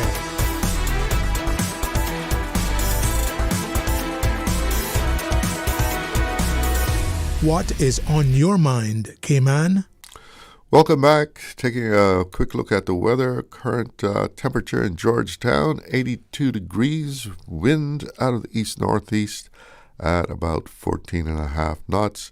The forecast is calling for fair weather with winds out of the northeast at 10 to 15 knots with higher gust, and seas moderate to rough running at 4 to 6 feet. For you boaters, small craft advisory is in effect, so take note of that. And the radar is looking good as far as any rain in the Cayman area. And a quick WhatsApp message here says, "Good afternoon, Mr. Glidden. I agree with the writer in respect to that dubious wall I can't believe that planning would approve that type of fence. And if you drive by it, it looks like something, if you got a good little earthquake, that something might come tumbling down. I don't know whether that's supposed to be like an inner core or something, and they're going to pour cement over that with reinforced cement. I don't know. But it doesn't look too stable when you just drive by there. We have some calls on the line. Let's go to the phone lines. Good afternoon. You're on the air. Good afternoon, sir. Hi. Oh, Mr. Glidden, I crossed that building this morning, and it looked like it's already tumbling. Some of the chicken wire there at that hotel looked pretty shaky already, and there were some guys there still making those mesh with rocks inside of them. They're making like a curve now to the end of the I don't know what walkway or whatever it is, but they're making a curve on it now. Oh. And just crossing there, it looked like what has been put up already. It's looking like something that could just really tumble eventually. Mm-hmm. And if you look at the banner that they have up there, I swear that those rocks are designed on that banner showing you what that hotel going to look like when that wall is finished built. So I glimpsed it that I said, but look here, see, look at rocks on this banner that they got hanging on here advertising sales for this hotel and so forth. But let me tell you something. I just hope that enough people can come forward and get on planning in regards to passing that, because it looks very detrimental, especially on a one main street to a degree without going down cross dart. And that should not have been passed for them to do such a thing on that main street or any street. That should be in a more inward situation, because I don't know what planning is thinking when they are passing some of these things. It's like they said, planning something like Trump, go to sleep and wake up next morning, all the ideas and come on and throw them on us, But something really needs to be done. That can't be the finished wall. I mean, there must be more to it than what we see there. Well, Mr. Glidden, I'm not saying that's the finished wall neither, but the cement that they're going to use into that wall, they may as well have built a regular wall. That's what it should have done. But that wall is part of their decoration on that plastic banner that they have out there advertising their business. And I know the planning saw all of that when they went to approve this hotel to be built there. And what were they thinking? We don't know. It's only now that it's being put together that it looked to be very detrimental. And it's going to be us, the people, who's going to feel the pinch of that wall if anything ever happens down in that area to any one of our loved ones, our friends, our enemies, or whoever. Somebody will be affected in one way or the other. We just taking this little small island for granted. How much more can we do to this island when it comes to destroying people's lives innocently if we just get a little weather? Nothing major. We don't know what weather can bring. We do know what weather can bring. Something that can really come serious. And that wall should never been put there from the beginning. Mr. Glidden, the building over here by Butterfield Bank. Thank God they got a business in there called is it work? What's government got inside that building? Right now, Butterfield. But the Butterfield building. Yes, right here by the roundabout here, Cayman National Roundabout. There's a building across. There's Butterfield in there. I think government got a business. Oh, the Midtown Plaza? Midtown Plaza. Mr. Glidden, I don't know who that belongs to, but that is a building from outside to the elevator. It's not being maintained. Out there is a disgrace. Half the time the elevator doesn't work. Up in there is hot. Up in there is musty. They walk away. They got to walk on that building. It's a shame to see that whoever that building is for, that no one is maintaining it, and government staff is going up on us in that staircase or elevator when it's not broken every day to go to work. You know? So it's unreal to see that our building is just built there a couple of years ago, and whoever belongs to, they're not maintaining it properly at all. And I know it probably doesn't belong to government. I don't think it does. But, Yeah, but they go. If they have an elevator, I mean, that is something that is, needs to be inspected and, exactly. Because you don't want someone getting trapped in there, right? Exactly. It is filthy, it is musty, and half the time it doesn't work. But I've been there, and it didn't work on several occasions. But I don't know what to say about people with businesses these days. Everybody just want to make a dollar, but doesn't want to maintain their property. I can't see that, but it is happening to the best of us. It's just happening. But I just hope that something be done about that wall down there on the 7 Mile Stretch Road. Yeah, well, the mere fact that, it's covered with chicken wire, as we would call it. I don't know what they call it, but that's what it looks like, chicken wire. There must be something else going to be going there. I mean, that can't be the finished product. Yeah, I don't know if that's like the core of it, and then that's that those rocks are going to form the core, and then they have some kind of cement over it. Yes, and even if they pour cement over that, they have to have a lot of steel in that, and it could probably, I could be wrong, take an inch or two of our road, because it's almost in the road as it is. You know what I mean? So if any more work got to be done in that cement-wise or block-wise, you can look for a little piece of the road being taken away. I hope I'm wrong. I really hope I am. But I heard somebody being titled Farm Hill this morning. But it is what it is. But anyhow, that was along with were they saying the same thing that you have been saying? Well, I've placed somebody on the line here stating that, that the turtle farms are disgrace and so forth, and it's not really run properly, and that some of the turtles not as they should. Some of those turtle tanks is exactly empty, and they suggested, something going east, which is a good idea, because we got very little traction going east, Yeah. But I guess we just got to wait and see what the rest of this year is going to bring us, because every year is a surprise in the Cayman Islands for us. Oh, and by the way, I heard you mention about the population and the garbage and 100,000 people. What we could do is get some T-shirts made up. I love garbage. But then again, Mr. Glidden, to think about it, the amount of people that we can be bringing in for these 3 hotels, we will have a lot of garbage extra on this island. Well, and the people, you're going to get garbage. Of course, but nothing is really being done. It's like nobody is serious about it. Yeah. Mount Trashmore, I mean, how much taller can that go? I mean, that looks so decorative down, coming from Cayman Bay. Doesn't look like trash pile down there, kind of where bushes growing on top of it until you see the excavator or whatever it is up in the air, up on it. And I tell you, if I had a husband working there, I would have had a whole 10 job. He didn't get to work and roll up on a height. No way. But the thing is, whatever plan we come up with, it has to be something that's going to take us 75 years into the future, right? Yeah.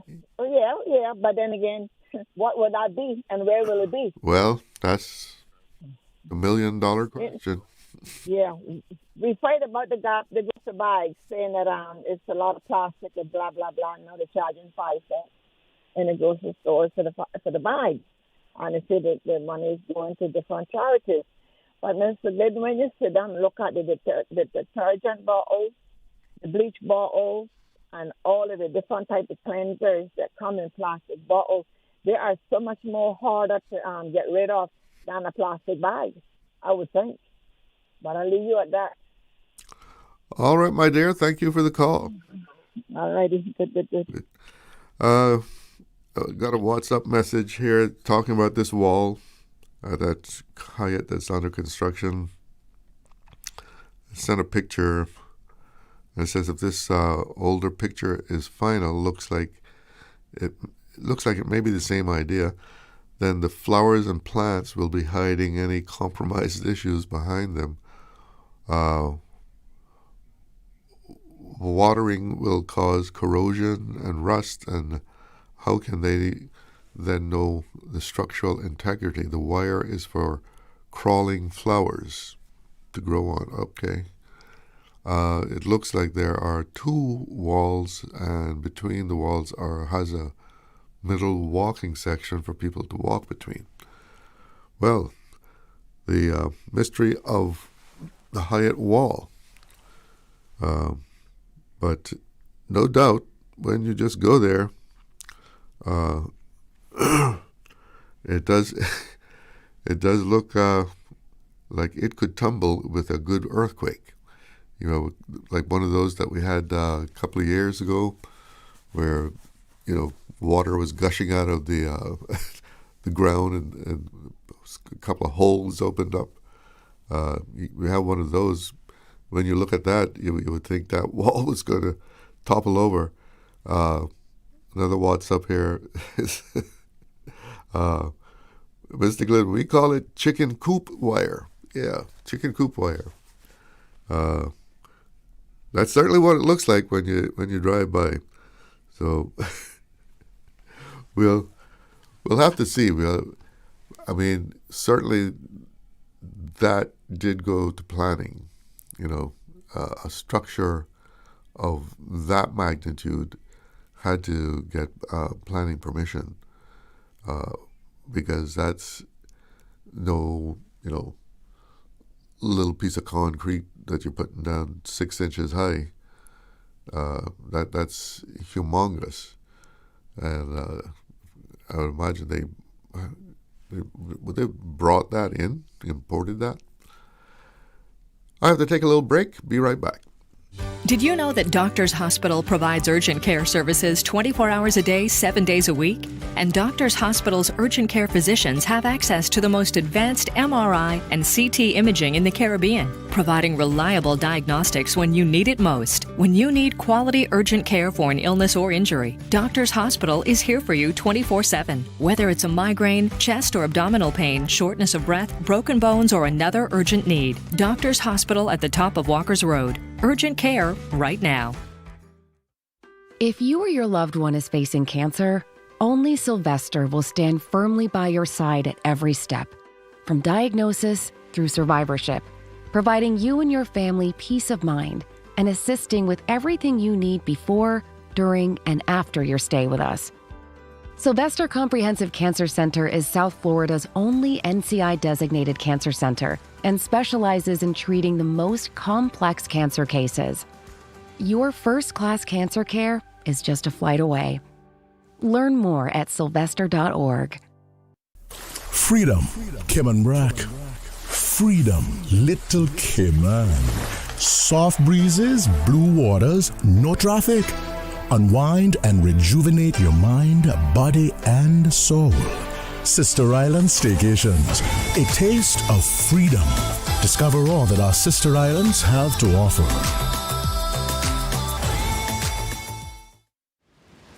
One of my favorite memories listening to Radio Cayman over in the Brac was during hurricane season, waiting for the updated storm coordinates to be able to track it on the map. So I would be either by the radio or by the map. Me or my dad, whoever was closest to the radio would shout out the coordinates and the other person would mark it down on the map, and then we'd both take a look and see where we predicted the storm to be moving and how quickly it would get to the Brac or how close it would come to the Brac. It's one of my favorite memories. Happy 50th anniversary, Radio Cayman. Radio Cayman's Talk Today.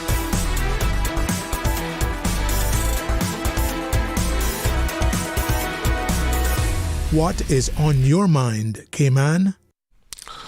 Welcome back. And we've got, about 11 minutes left in the show. So if you want to express yourself and tell us what's on your mind, you need to get that call in there so that we can get you on the air. And I got a little confused this morning when I was looking at this story here. And the Compass has a story with a headline, Cayman's first national park named on the BRAC. And it's about an area in the BRAC, Hemington Forest, which is Crown land, has been designated a national park. And I got a little confused about was the first is Cayman's first designated national park. Now, I don't know. We always refer to Barker's National Park. So I'm saying, is that the first? I thought Barker's was National Park, because we always say that. People will say Barker's National Park. Apparently, that's still a proposal, from what I see on the Department of Environment website. It says Barker's National Park, the area of West Bay, is ecologically valuable coastal ecosystem with diverse features and natural beauty worthy of protection and conservation measures to ensure sustainable use for present and future generations. For this reason, it has been proposed as Cayman's first national park. So I guess it's not a national park. It's just a proposal. We have a caller on the line. Good afternoon. You're on the air. Yes, good afternoon to you too. And I had been wondering about that same thing from this morning when I heard Mr. Connor talk about it. Yeah, because I thought it had gone way beyond proposal. I mean, at one stage they had employees, park wardens, and rangers. Yeah, park rangers. Oh yeah, they had rangers and all that. So I thought it was a real thing. And as a matter of fact, I believe the sign is still there. You go in through a sort of like a gate entrance or something, and I'm pretty sure it still says Barker's National Park. Anyway. So the Brackers took it away from us. Took the designation of first national park away from Grand Cayman. Well, you know how the Brackers go. We number one. We're like in England, they say everything's better in Scotland. That's what the Scots people who live in England say, everything's better in Scotland. So in this case, yeah, Cayman Brack. All right, Shallow. But the other thing, I keep hearing about this wall, this humongous, I think you call it, wall in front of the Grand Hyatt. Yeah. And really, I had literally just turned it on when I heard you say that. So I'm not quite sure what was said leading up to that. Well, it looked very precarious. It absolutely looks precarious, but I can only think, Charles, that it's not finished. Well, the fact that it has all that wire. That's what I said too. That's what I said.